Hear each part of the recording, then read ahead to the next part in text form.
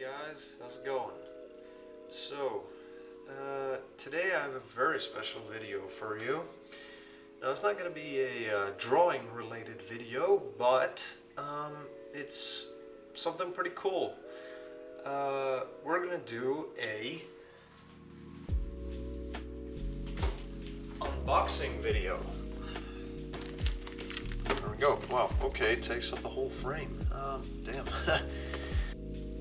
As you guys can see, this is, well, it's not a small package, let's say. So yeah, I got this as a gift, and I'm pretty excited to show you guys this because, well, first things first, I don't know what's inside, right? I know what it's going to be, the subject matter, but I don't know what exactly it is. So, you know what? Let's stop yabbering on and let's take a look.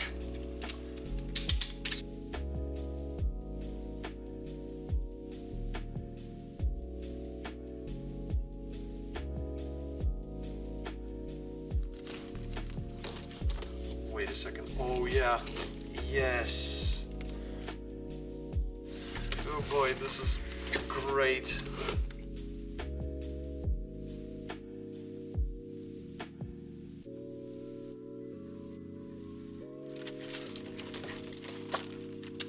Well, what do you know, guys? We have the Jurassic Park 3 Spinosaurus.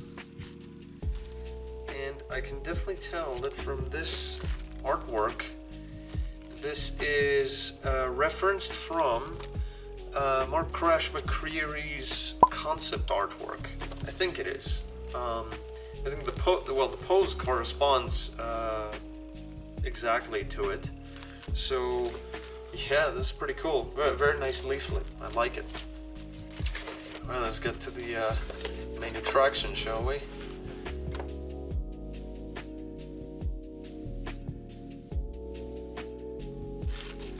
Wow, okay. Now this is very surprising. I did not expect this thing to be this big. I mean, I knew it was considerably big, but not this big. This is so great. Let's see.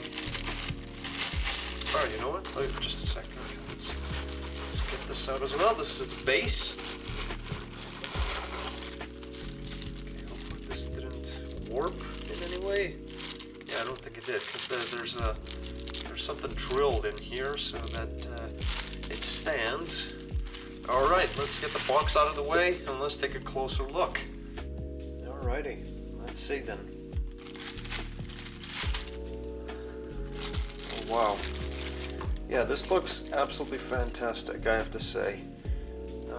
So this is made by the company W Dragon, if I'm pronouncing that right, hopefully I am. Yeah, it's called W Dragon. I think it's from China. And I have to say that they have done an absolutely wonderful work, because this is extremely accurate to the Jurassic Park 3 Spinosaurus. So okay, let's put this guy here for a sec.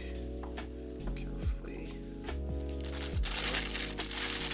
And here we have its base. Well, we have its tracks. Well, it's a pretty simple.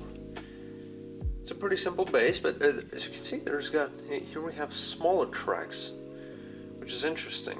I wonder what that dinosaur was supposed to be, but yeah, it's another theropod, smaller theropod, and yeah, interesting choice. But yeah, it's a very fairly simple base. Well, it's got this type of material here, soft material, so that it doesn't harm your furniture. Okay, let's see. So here we go. Have it. Wonderful. Make sure it's in frame fully.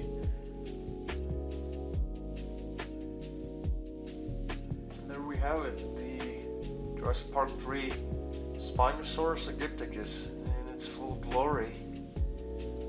Yeah. So, to start off, I have to say, of course, the detail is immaculate. Well, I'm someone who is a huge fan of details.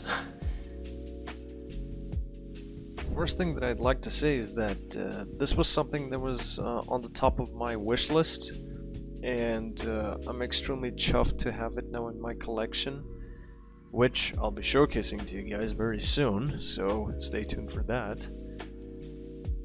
One of the best things about this model in general is its pose. Now, if we were to take a closer look, it doesn't seem to be in a attacking position as much, although the way its arms are spread out, you can assume that it might be. Here's the thing that I love most about the pose is the way the feet are folding, and even if you take it off the base and make it stand, it does it very well. It still stands perfectly. Overall, I would say it's a huge plus. A very good pose, a very striking one at that. The base itself, as I said, is a fairly simple base.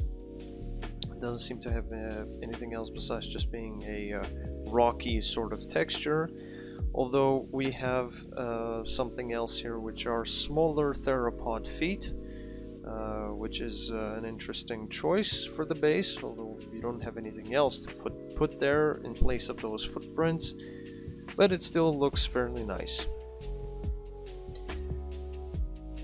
In general, it fits perfectly on the base. There are absolutely zero balancing issues. There are none. With and without the base, which is a huge bonus. Next thing that I want to mention is the mouth. Let's take a closer look at the head. One thing that I also appreciate a lot is that all of these small teeth that the Spinosaurus has have been all individually painted to a T. There are literally no sculpting issues here, and they all look very clean and very well painted. In general, a very good job on the teeth. Something that happens quite often with figures and with their teeth is that most of the paint might drip onto the sides of the mouth, also onto the gums. And here we have none of that, thankfully, which is great. Next thing, the tongue. Now, you might be thinking, like, why would you focus on the tongue? How is that important? Well, I would say it pretty much is because the Spinosaurus, when I was drawing this guy, I noticed had a very particular tongue. And it's very elongated, very thin, and it has a particular type of texture. Although not as visible here, but you can get the general idea, and it has been very well referenced from the Stan Winston maquette and animatronic. The next thing I would like to talk about is the paint job. Fairly well done. When I look at this model, of course the patterns, the overall color scheme is, again, very accurately done. It represents the Spinosaurus aegypticus from Jurassic Park 3 very well.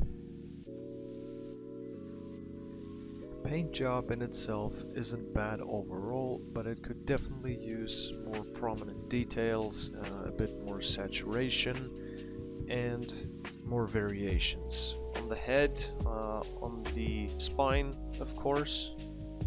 And here's what's interesting. This is, I think, the only thing that they didn't get right. And that is the patterns of the spine. Here, they seem to be a bit more simple. But if we were to compare it to the animatronic, or maybe to the Jurassic World Evolution Spinosaurus, there are more complex patterns present. But in this model's case, it's a more simple texture. So next thing, I really do like the way they have done the Osteoderms. Again, it's extremely accurate to its film counterpart. I especially love the Osteoderms here on the top of the neck. They're very well sculpted. The next thing that I want to mention are the arms. Now here's what's interesting about them. When you take a look at the Jurassic Park franchise dinosaurs in general, they always have pronated wrists. In the film, the Spinosaurus does too, occasionally. And if we were to compare this model to the upcoming non-Spinosaurus figure, which I think is supposed to be a bit smaller, I'm not quite sure, maybe you can let me know in the comments. In this model's case, the creators have gone for a more neutral pose for the wrists, and they don't seem to be pronated at all, which doesn't end up being inaccurate. In my opinion, this gives the model a quite unique look, which is another factor why it's so good. In general, I would say that this is a very good sculpt, some extremely fine work. It represents the animal from the film to a T. Fairly good paint job, more or less, and the pose is fantastic. So my overall score for this would be 8.5 out of 10. So well done, W Dragon. Looking forward to check out more of your models. Let me know in the comments if you like this figure and if you'll be getting it. You can order from multiple sources online, one of which is dansdinosaurs.com, where you'll be able to get it for $89.99 USD. So if you do like the model, you can check it out there. And that, ladies and gentlemen, concludes my review for the W Dragon Spinosaurus. Hope you've enjoyed the video. If you like it, please be sure to hit the like button. You can check out my work on all my other social media platforms, which links will be in the description box below. And if you like the content in general, I would be immensely appreciative if you were to subscribe, as that would help me out greatly. So thank you guys, as always, for watching, and I'll see you next time.